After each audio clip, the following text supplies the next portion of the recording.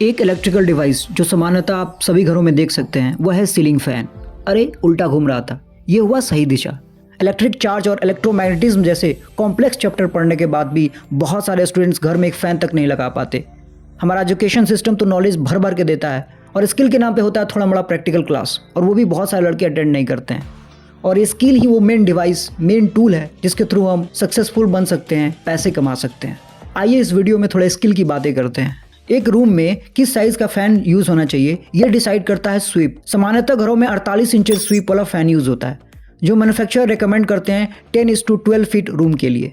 यदि आपका रूम 10:12 से बड़ा है तो आपको फैन का साइज बड़ा लेना चाहिए, मतलब बड़े स्वीप वाला फैन लेना चाहिए। ये डाटा शीट है बाय मैन्युफैक्चरर, इसको देखकर आप अपने रूम के साइज के हिसाब से फैन ले सकते हैं।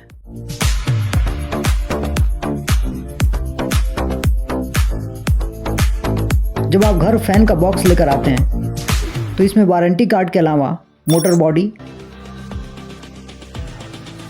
Down rod, upper and bottom canopy, shackle clip assembly, lock nut and clip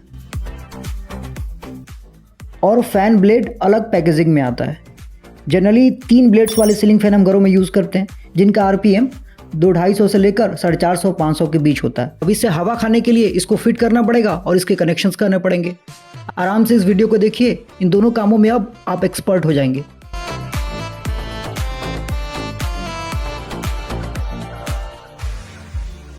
fan की असेंबली के लिए सबसे पहले हम शैकल क्लिप असेंबली को सीलिंग से लटके हुए रॉड में कुछ इस तरह फंसा लेते हैं। उसके बाद डाउन रॉड को खड़ा करेंगे। ये बात ध्यान देते हुए कि इसका कटा हुआ हिस्सा नीचे की तरफ हो, और इसमें हम तार लगा लेंगे। उसके बाद कैनपी को फिट कर लेंगे, अपर कैनपी को ऊपर की तरफ और डाउन कैनपी को नीचे की तरफ। उसके बाद इस पूरे असेंबली को हम शैकल क्लिप असेंबली में नट बोल्ट की मदद से टाइटन कर देंगे। एक बात यहाँ गौर करने वाली है कि हम जो सेफ्टी पिन मिला हुआ है या क्लिप मिला हुआ है उसको अच्छे से लगा लें, टाइट कर लें।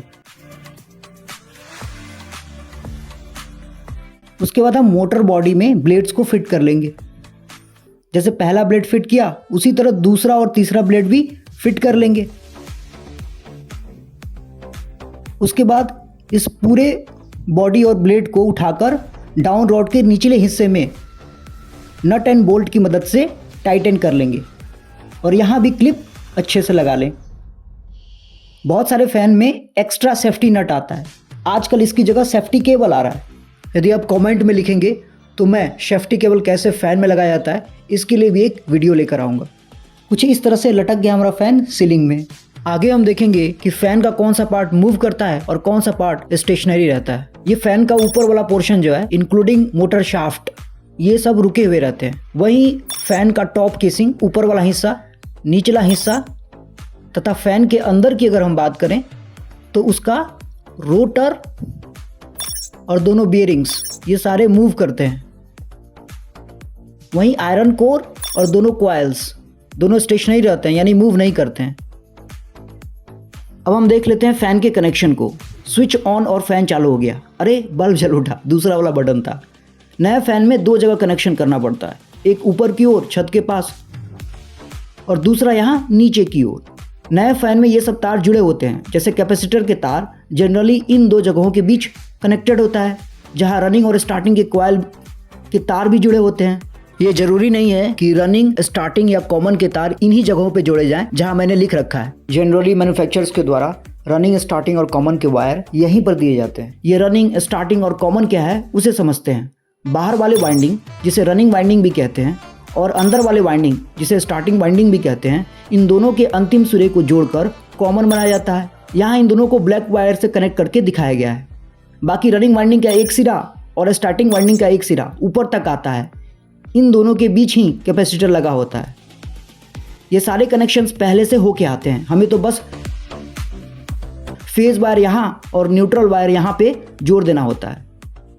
फिर रह जाता है ऊपर छत का कनेक्शन, उसे भी कर लेते हैं। हो गया कनेक्शन कंप्लीट। अब आप फैन को ऑन करें और मस्त हवा का आनंद लें। यदि आपको ये वीडियो शानदार लगा हो तो प्लीज़ लाइक करें, शेयर करें और अपना वैल्यूएबल कमेंट जरूर दें। Thank you.